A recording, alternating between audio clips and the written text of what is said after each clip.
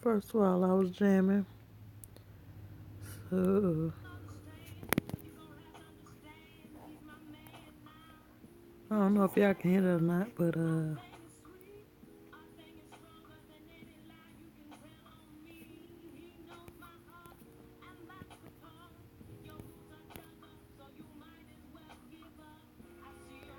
got my 432 in the background.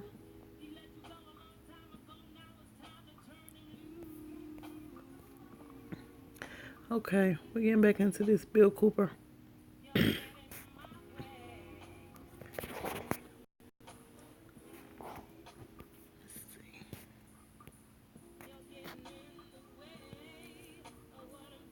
Most people want to be able to subdue and or kill other human beings which disturb their daily lives, but they do not want to have to cope with the moral and religious issues such as an overt act on their part might rise. Therefore, they assign the dirty work to others, including their own children, so as to keep the blood off their hands. They rave about the humane treatment of animals and then sit down to delicious hamburger from a whitewashed slaughterhouse down the street and out of sight. But even more hypocritical, they pay taxes to finance a professional association of hitmen, collectively called politicians, and then complain about corruption in the government. Responsibility. Again, most people want to be free to do things, to explore, etc., but they are afraid to fail. The fear of failure is manifested in irresponsibility and especially in delegating those personal responsibilities to others where success is uncertain or carries possible or created liabilities, law, which the person is not prepared to accept. They want authority, root word author, but they will not accept responsibility or liability. So they hire politicians to face reality for them. Summary. The people hire the politicians so that the people can obtain security without managing it, obtain action without thinking about it, inflict theft, injury, and death upon others without having to contemplate either life or death, avoid responsibility for their own intentions. 5 is obtain the benefits of reality and science without exerting themselves in the discipline of facing or learning either of these things. They give the politicians the power to create and manage a war machine to provide for the survival of the nation womb, to prevent encroachment of anything upon the nation, destroy the enemy who threatens the nation womb, destroy those citizens of their own country who do not conform for the sake of stability of the nation womb. Politicians hold many quasi-military jobs, the lowest being the police, which are soldiers, the attorneys and the CPAS, next, who are spies and saboteurs licensed, and the judges who shout the orders and run the closed union military shop for whatever the market will bear. The generals are industrialists. The presidential level of commander in chief is shared by the international bankers. The people know that they have created this farce and financed it with their own taxes consent, but they would rather knuckle under than to than be the hypocrite. Thus, a nation becomes divided into two very dis- distinct parts: a docile subnation, great silent majority, and a political subnation. The political subnation remains attached to the docile subnation tolerance. It okay. The political subnation remains attached to the docile subnation, tolerates it, and leaches its substance until it grows strong enough to detach itself and then devour its parent. Wow. System analysis.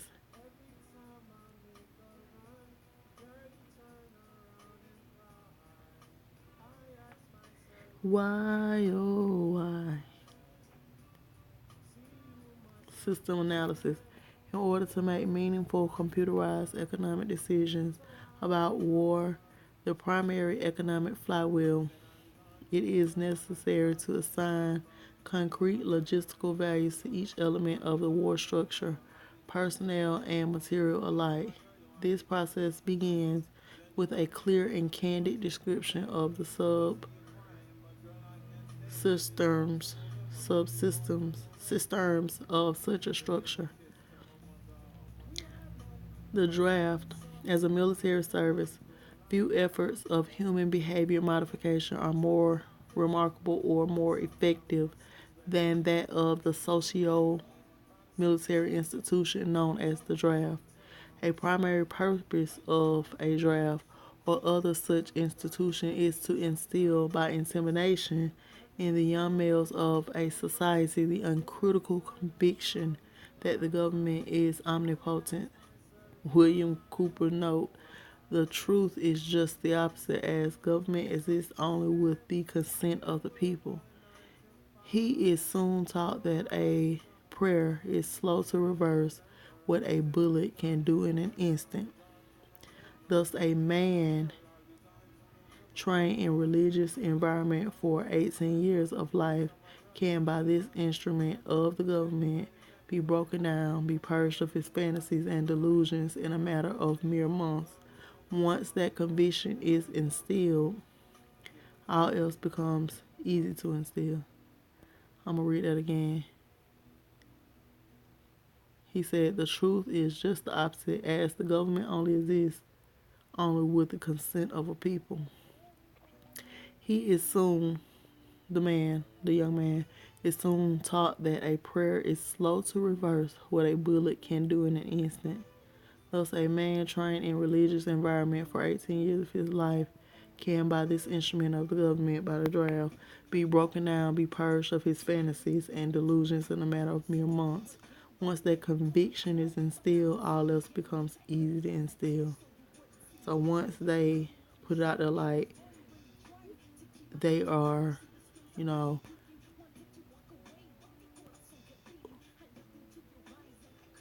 who run stuff, so to speak. Even more interesting is the process by which a young man's parents, who purportedly love him, can be induced to send him off to war to watch his death. William Cooper emphasis.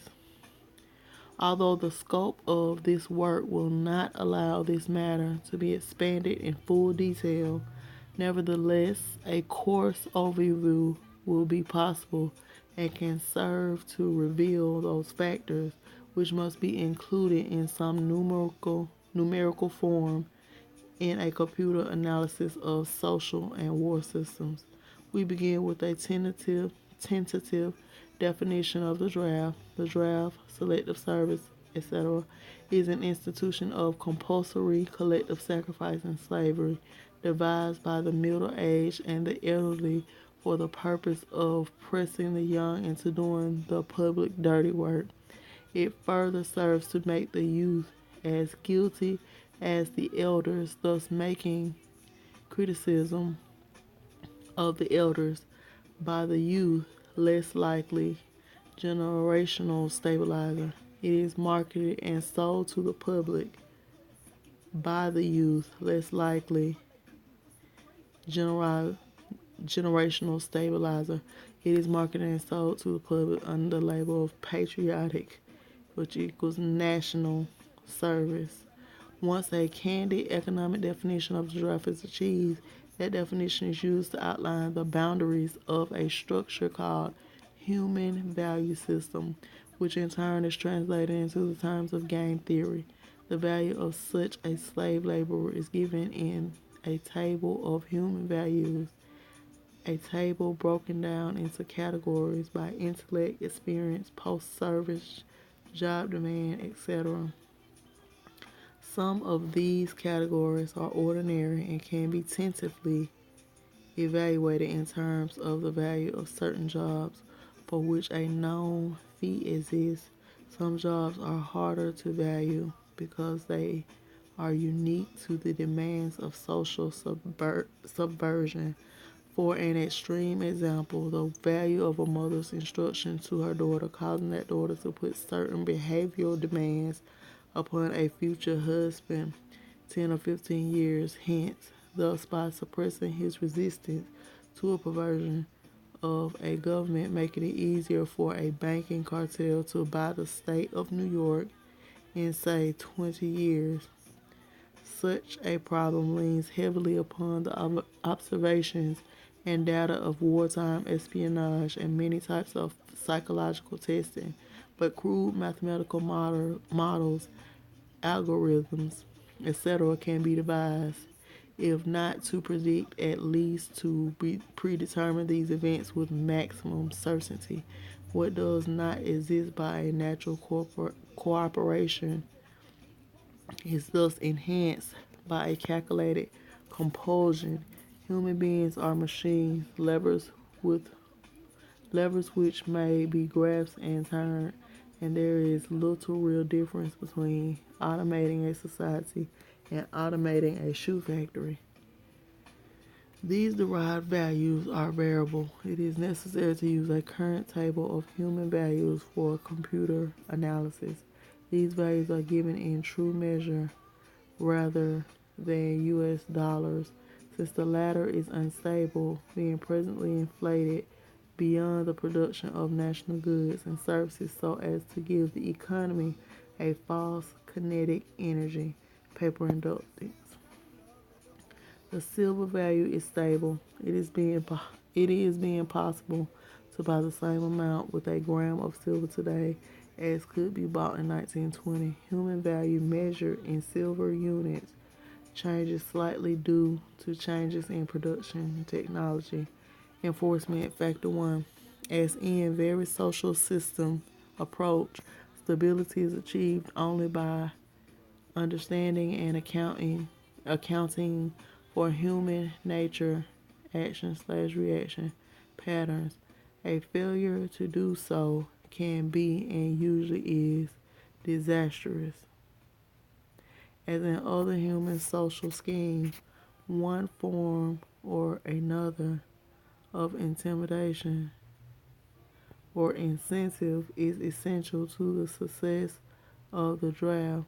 Physical principles of action and reaction must be applied to both internal and external subsystems to secure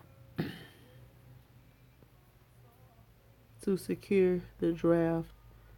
Individual brainwashing programming and both the family unit and the peer group must be engaged and brought under control.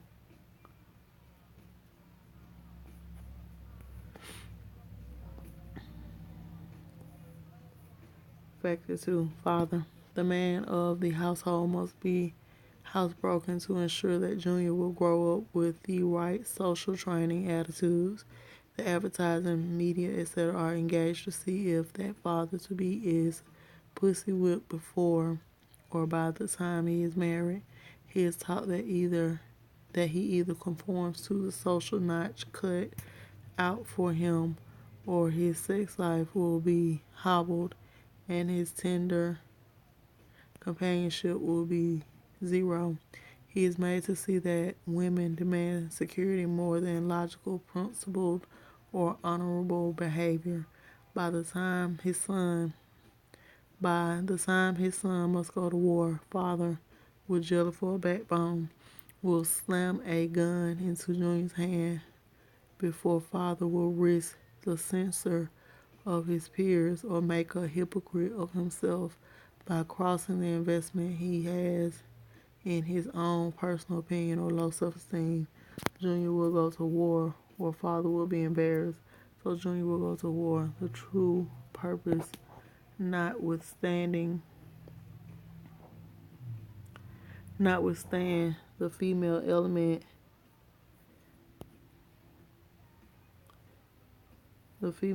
of human society is ruled by emotion first and logic second.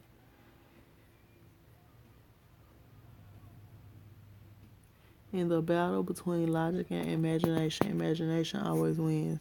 Fantasy prevails, maternal instinct dominates so that the child comes first and the future comes second. A woman with a newborn baby is too starry eyed to see a wealthy man's cannon fodder or a cheap source of slave labor. A woman must, however, be conditioned to accept the transition to reality when it comes, or sooner. As the tradition becomes more difficult to manage, the family unit must be carefully disintegrated, and state-controlled public education and state-operated child care centers must become more common and legally enforced so as to begin the detachment of the child from the mother and father at an earlier age. Inoculation of behavioral drugs, Ritalin, can speed up the transition for the child. Mandatory. Caution: a woman's impulse of anger can override her fear. An irate woman's power must be never underestimated, and her power over a pussy whooped husband must likewise never be underestimated. It got women the vote in 1920. Factor 4. Junior. The emotional pressure for self-preservation during the time of war and self-serving attitude of the common herd that have an option to avoid the battlefield. If Junior can be persuaded to go, it's all of the pressure finally necessary to propel Johnny off to war. Their quiet blackmailings of him are threats. No sacrifice, no friends, no glory, no girlfriends. Factor 5. Sister. And what about Junior's sister?